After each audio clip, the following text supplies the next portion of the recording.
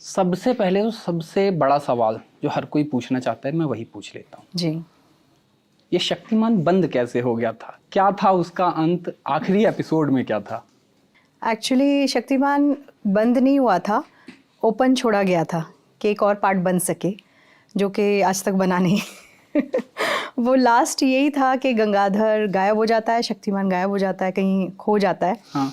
और गीता पहुंच जाती है उसे ढूंढते हुए। हाँ। एक भाजी तरकारी वाली के रूप में। मैंने तो बहुत सारे किरदार उसमें निभाली है। तो वो वहाँ पहुँच जाती है और बोलती है कि तुमने ऐसा क्यों किया, यू नो, तुम मुझे मतलब बताए क्यों नहीं कि तुम यहाँ पर हो एंड ऑल। वो भी कहीं किसी बावर्ची के इसमें काम कर रहा है, किसी के घर में छुप के, यू नो, लाइक अपनी आइडेंटिटी छुपा के। तो बस वही था, वही एंडिंग थी, एब्रप्ट सी एंडिंग थी, ताकि आगे कुछ और कर सके, बट वो हो नहीं पाया because actually Mukesh ji busy हो गए थे।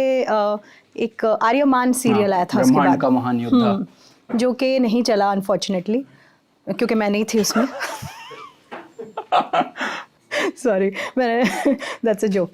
सो वो नहीं चला। सो आफ्टर दैट फिर शक्तिमान, इनफैक्ट इंटरेस्टिंग फैक्ट ये है कि मुकेश जी को शक्तिमान बनाने का फिर से मौका मिला था। और उन्होंने मुझे ऑफिस में बुलाया भी था कुछ साल पहले और कहा था कि वेट लूज़ कर। अब मॉम्स के रोल कर रही हो तो थोड़ा तो पुट ऑन हो ही गया है सब, तो वेट लूज़ कर, हम लोग स्टार्ट करने वाले हैं। वो तो मुझसे ऐसी ही बात करते हैं लाइक अ स्टूडेंट टीचर। तो तैयार हो जा, हम शुरू करने वाले हैं। पर फिर ये फिल्म आ गई बीच में, जो ट्रायोलॉजी बनाने वाले हैं सोनी के साथ, तो उसकी वजह से वो पीछे हो गया। वो कौन सा प्रोजेक्ट था? अच्छा, वो चला वो ही नहीं। दूरदर्शन, फिर से दूरदर्शन पे उनको ऑफर आ गया था। हाँ। पार्ट 2 शक्तिमान, ओहो। जो कि I am talking about pre pandemic. हाँ, अभी 5-6 साल पहले की बात है। And he was also gearing up for it, but फिर फिल्म की बात चालू हो गई एंड ही सेड कि दोनों चीज़ एक साथ नहीं आ सकती बिकॉज क्लैश होगा, तो कैंसिल। तो वो कैंसिल हो गया। अच्छा, ये जब बंद हुआ था, मतलब रोका गया था, तब वो प्री प्लान था, आप लोगों को पता था, बताया गया था, या शॉक की तरह आया था? नहीं, शॉक था एक तरह से, बिकॉज हम लोग ने एक्सपेक्ट किया था कि लंबा चलेगा। और तारक मेहता तो अब तक चला।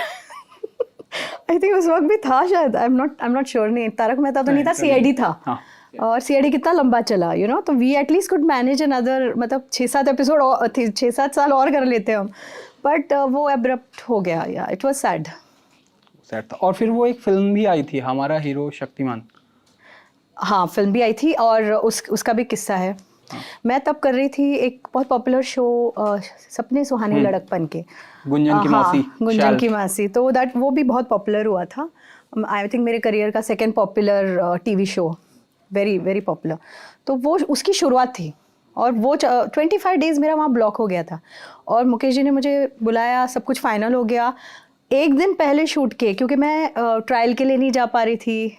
फिर उन्होंने वो डायलॉग रीडिंग के लिए बुलाया था, स्क्रिप्ट रीडिंग, और वो सब नहीं हो पाया। तो फिर उन्होंने कहा वैष्णवी आगे करते हैं, मैं किसी और को ले रहा हूँ, ये नहीं हो पाएगा because I want more commitment for this.